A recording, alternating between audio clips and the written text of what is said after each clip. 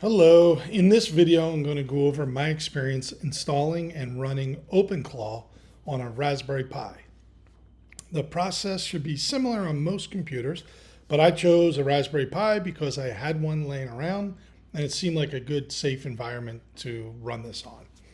If you don't know, OpenClaw is an open sourced, self-hosted, autonomous AI agent.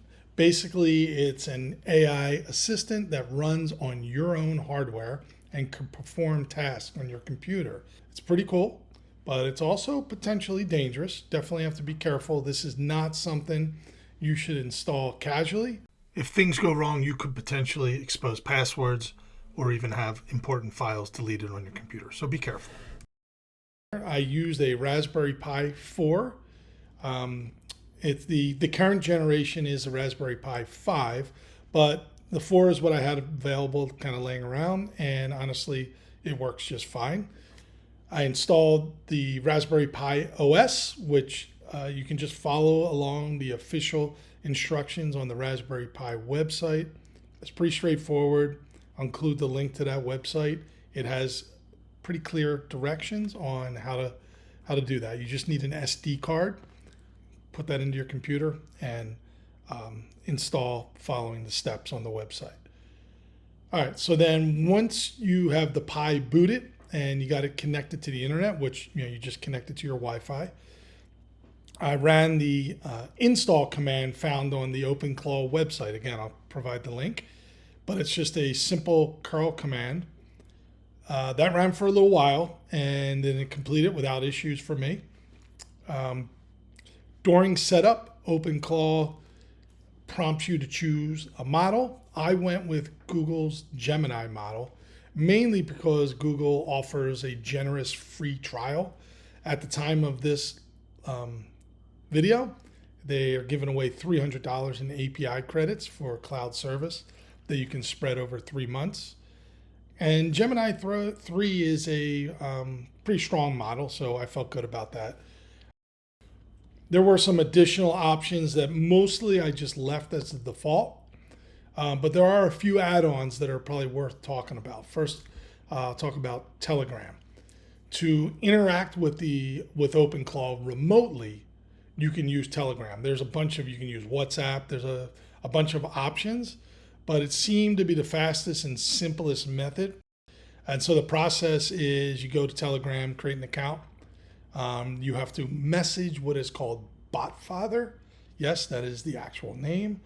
I never used Telegram before, but this was easy enough to figure out and only took a few minutes.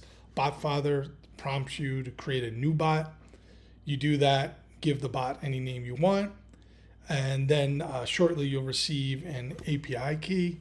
Copy that API key into the OpenClaw config on the Raspberry Pi, and you can go back and open the configuration interface for OpenClaw at any time.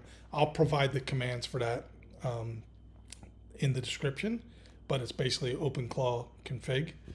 They have other things called skills. The main one that you'll need is a search skill.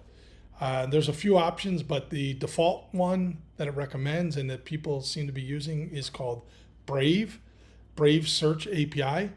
It basically allows OpenClaw to search the web. This too was pretty easy to install. You just go to Brave's website. You can just search it in Google. I'll provide the link though, and create a free API key. Then go back to the config interface, and in the skills section, select search, then select Brave, and it'll prompt you to put in the API. Just put that in, and you're good to go. After that, like, you boot up OpenClaw like by giving a command. OpenClaw TUI is what I used, TUI, and that opens kind of an interface with it. You can also just connect to it via Telegram, and it asks you to help it fill out. There's a soul file that basically is directions for how you want it to behave. It's kind of like custom instructions for ChatGPT. You can tell it things like be concise, be polite, make sure you ask for clarification if you're not sure of something. You're essentially shaping the behavior of the model. And that's pretty much it. Otherwise, you can start chatting and the agent with the agent and ask it to do things. A couple things that I've done so far, nothing too groundbreaking, but a few interesting things. I had it install Apache web server on the Raspberry Pi. That alone was super helpful. I've done that before, and it can take a little bit, but to just have the OpenClaw agent do that was really nice. I also had it install like MySQL and PHP, and it did a nice job putting together some somewhat complex dynamic web pages that used MySQL and PHP. So that was pretty cool.